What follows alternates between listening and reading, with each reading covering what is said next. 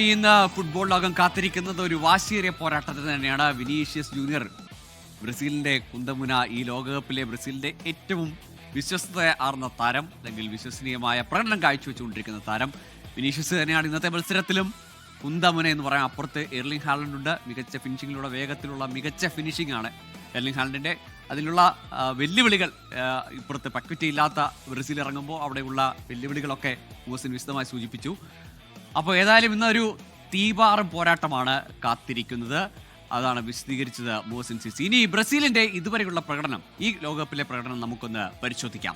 ഈ ലോകകപ്പിൽ ബ്രസീൽ ആകെ കളിച്ചത് 4 മത്സരങ്ങളാണ്. 4 മത്സരങ്ങളിൽ അതിൽ 3 ജയവും 1 സമനിലയുമാണ് ബ്രസീലിനുള്ളത്. ഇതുവരെ ആഞ്ചലോട്ടിയുടെ സംഘം തോൽവി അറിഞ്ഞിട്ടില്ല എന്നതാണ് ബ്രസീലിന്റെ ആത്മവിശ്വാസം. പ്രത്യേകിച്ച് കഴിഞ്ഞ കളിയിൽ ജപ്പാനെതിരെ സെക്കൻഡ് ഹാഫിലെ മികച്ച തിരിച്ചുവരവും വിജയവും ഒക്കെ നൽകുന്ന ഒരു ആത്മവിശ്വാസത്തിലാണ് ബ്രസീൽ ഇന്ന് ഇറങ്ങാൻ പോകുന്നത്. ബ്രസീലിന് നേടിയ ഗോളുകളുടെ കാര്യം കൂടി പരിശോധിച്ചാൽ 9 ഗോളുകളാണ് ഇതുവരെ അടിച്ചുകൂട്ടിയത്. 2 ഗോളുകളാണ് ഇതുവരെയുള്ള മത്സരങ്ങളിൽ നിന്ന് 4 മത്സരങ്ങളിൽ നിന്ന് വഴങ്ങിയത്. ഇനി ഗ്രൂപ്പ് ഘട്ടത്തിലെ പ്രകടനത്തിലേക്ക് കൂടി വന്നാൽ, ആദ്യ മത്സരത്തിൽ മൊറോക്കോയ്ക്കെതിരെ 1-1 സമനിലയായിരുന്നു ബ്രസീൽ. പിന്നീട് രണ്ടാമത്തെ മത്സരത്തിൽ ഹെയ്ത്തിക്കെതിരെ 3-0 വലിയ മാർജിനുള്ള വിജയം. പിന്നീട് സ്കോട്ട്ലൻഡിനെതിരെയുള്ള വിജയം, അതും 3-0.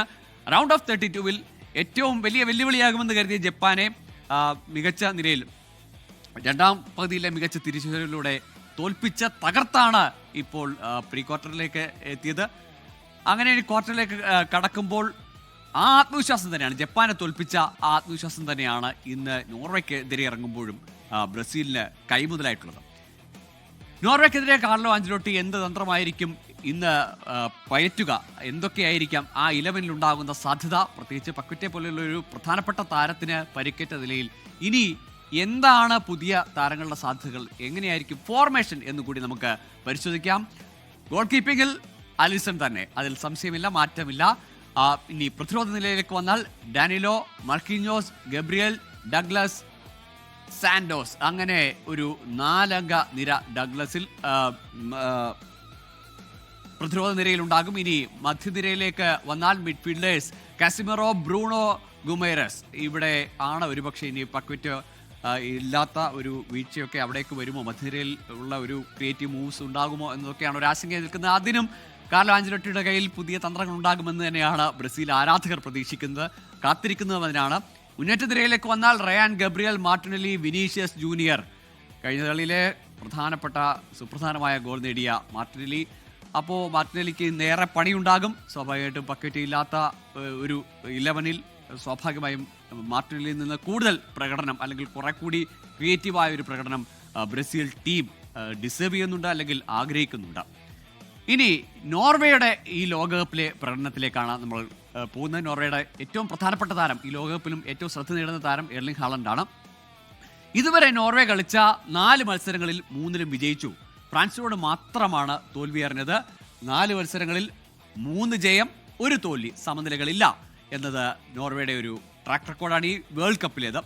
ഇനി ഗോളുകളുടെ എണ്ണം എടുത്താൽ 10 ഗോളുകൾ അടിച്ചു നോർവേ ഇതുവരെയുള്ള മത്സരങ്ങളിൽ. 4 മത്സരങ്ങളിൽ വഴങ്ങിയത് 8 ഗോളുകളാണ്.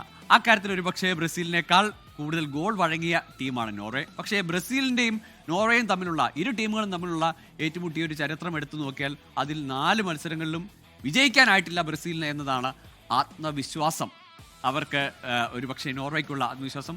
നോർവേയുടെ കോച്ച് തന്നെ ബ്രസീലിൻ്റെ കോച്ച് ആഞ്ചലോട്ടിയെ വെല്ലുവിളിച്ചിട്ടുണ്ട്. അപ്പോൾ ആ വെല്ലുവിളിയൊക്കെ എങ്ങനെ നേരിടുമെന്ന് കണ്ടറിയാം. കഴിഞ്ഞ തവണ ജപ്പാന്റെ താരം വെല്ലുവിളിച്ചിറങ്ങിയതാണ്.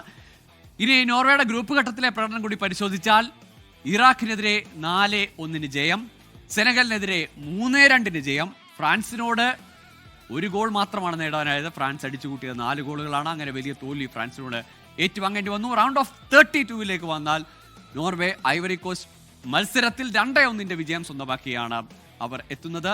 ഏതായാലും ബ്രസീലിനെ നേരിടുമ്പോൾ അവരുടെ ഒരു പഴയ ഒരു ചരിത്രമെടുത്താൽ എവിടെയും ബ്രസീലിന് കഴിഞ്ഞ 4 മത്സരങ്ങളിൽ ബ്രസീൽ നോർവേ ഏറ്റുമുട്ടുമ്പോൾ അവിടെ ബ്രസീലിന് ജയിക്കാനായിട്ടില്ല എന്നതാണ് അവരുടെ ഒരു ആത്മവിശ്വാസം. ഏതായാലും ഇന്നത്തെ കളി കണ്ടു തന്നെ കാണാം.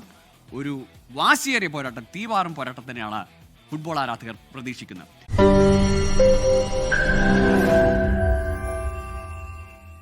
ലോകത്തെവിടെയായാലും ഏത് സമയത്തും 24 വാർത്തകളും ഓഗ്മെന്റഡ് റിയാലിറ്റി പാക്കേജുകളും എക്സ്പ്ലെയിനറുകളും വിശദമായി കാണാൻ ഞങ്ങളുടെ യൂട്യൂബ് ചാനൽ നിങ്ങൾക്ക് സബ്സ്ക്രൈബ് ചെയ്യാം.